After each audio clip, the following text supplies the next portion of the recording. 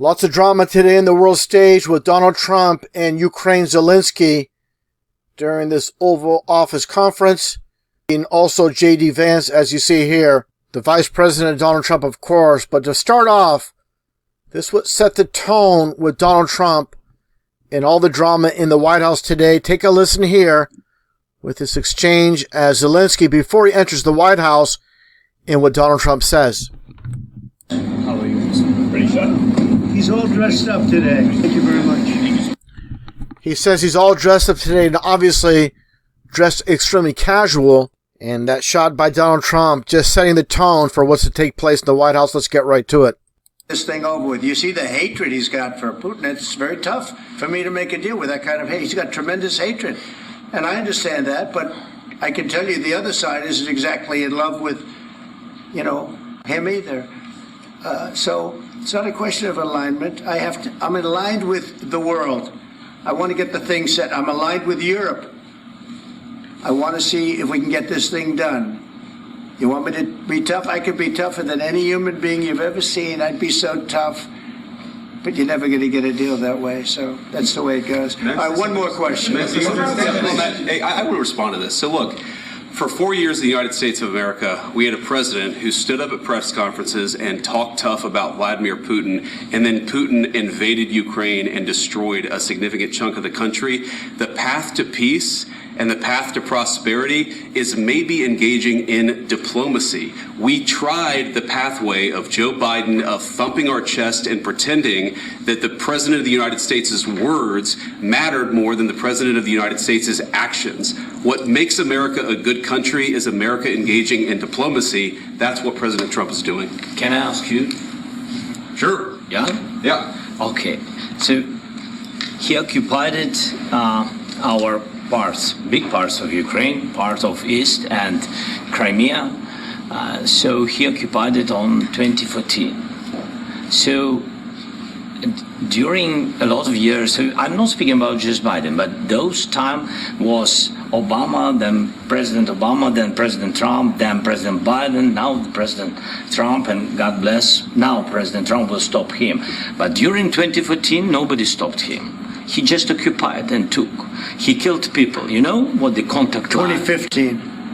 2014 2014. and 2014. 2014. Yeah. So I was not here. Yeah, but that's exactly right. Yes, but during 2014 till 2022, the situation the same. The people have been dying on the contact line. Nobody stopped him. You know that we had conversations with him, a lot of conversation, my bilateral conversation, and we signed with him, me, like a new president. In 2019, I signed with him the deal. I signed with him, Macron and Merkel, we signed ceasefire. Ceasefire, all of them told me that he will never go. We signed him with gas contract. Yes, but after that, he broken this ceasefire. He killed our people and he didn't exchange prisoners. We signed the exchange of prisoners, but he didn't do it. What kind of diplomacy, JD, you are speaking about? What do you mean?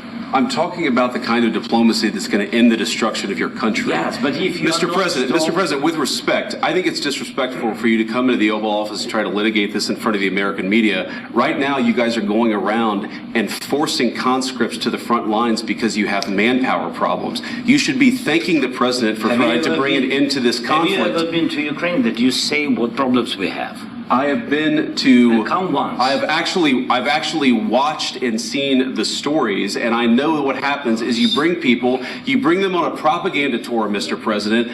Do you disagree that you've had problems bringing people into your military? And do you think that it's respectful to come to the Oval Office of the United States of America and attack the administration that is trying to prevent the destruction of your country? A lot of questions. Let's start from the beginning. Sure. First of all, during the war, everybody has problems, even you, but you have nice ocean and don't feel now, but you will feel it in the future.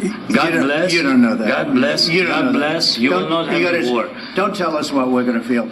We're trying to solve a problem. Don't tell us what we're going to feel. I'm not telling you. Because you're in no position to dictate that. That's exactly what you're doing. You're in no position to dictate what we're going to feel.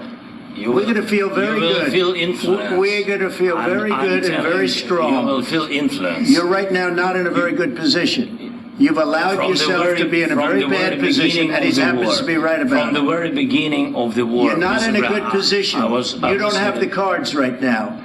With us, you start having cards. But right now, you don't. Yeah, you're playing cards. You're playing cards. You're gambling with the lives of millions of people. You're gambling with World War III. You're gambling with World War III. And what you're doing is very disrespectful to the country, this country, that's back to you, far more than a lot of people said they should have. Have you said thank you once? This entire meeting? Times. No, in this entire meeting, have you said thank you? Today. You went to Pennsylvania and campaigned for the opposition in October. Offer some words of appreciation for the United States of America and the president who's trying to save your country. Please, you think that if you will speak very loudly about the war, you can... He's not speaking loudly. He's not speaking loudly. Your country's in big trouble. Can I answer? Wait a minute. No, you've done a lot of talking. Your country is in big trouble. I know. You're not winning. You're not winning this. You have a damn good chance of coming out okay because of us. Mr. President, we are staying in our country, staying strong from the very beginning of the war. We've been alone, and we are thankful. I said thanks you haven't in been this alone. cabinet. You haven't been alone. We gave you, through this stupid president, $350 billion. We gave you military equipment, and you men are brave, but they had to use our military. If you didn't have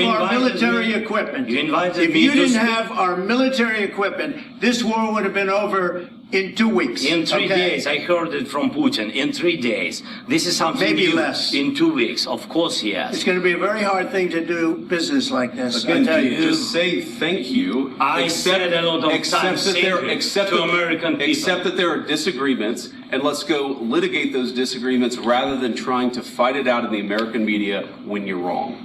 We know that you're wrong. But you see, I think it's good for the American people to see what's going on. I understand, sir. I think it's very important. That's why I kept this going so long. You have to be thankful. You don't have the cards. You're buried there.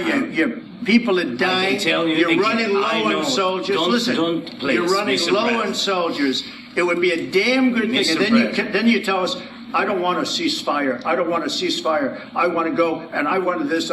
Look.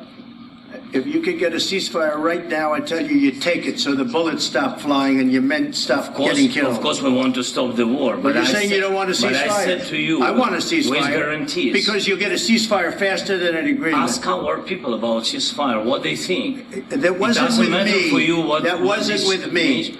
That was with a guy named Biden, who was not a smart person. That was with Obama. It was your president. Excuse me. That was with Obama, who gave you sheets, and I gave you javelins. Yes. I gave you the javelins to take out all those tanks.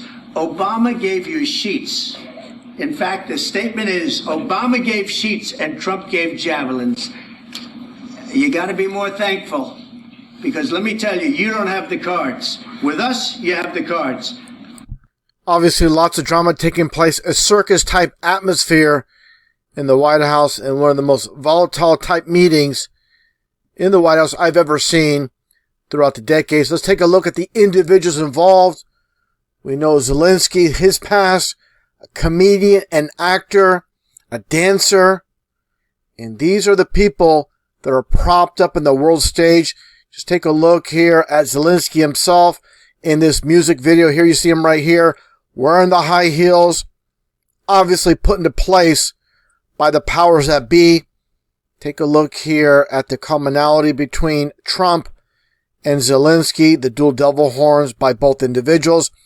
I always talk about signs and symbols, and here you go again. It's a two-headed snake, the triple hand sign by both individuals, as you can clearly see. And obviously J.D. Vance, part of this debacle. As you can see here from IMDb, the Internet Movie Database, J.D. Vance as a writer, actor, and producer as his credentials, and definitely the unwitting, the unknowing in society, watching this drama take place, and they fall for it all hook, line, and sinker, not knowing they're all on the same team, all on the same page on the world stage. John chapter 9, verse 25. Whereas once I was blind, now I can see. Now I can see.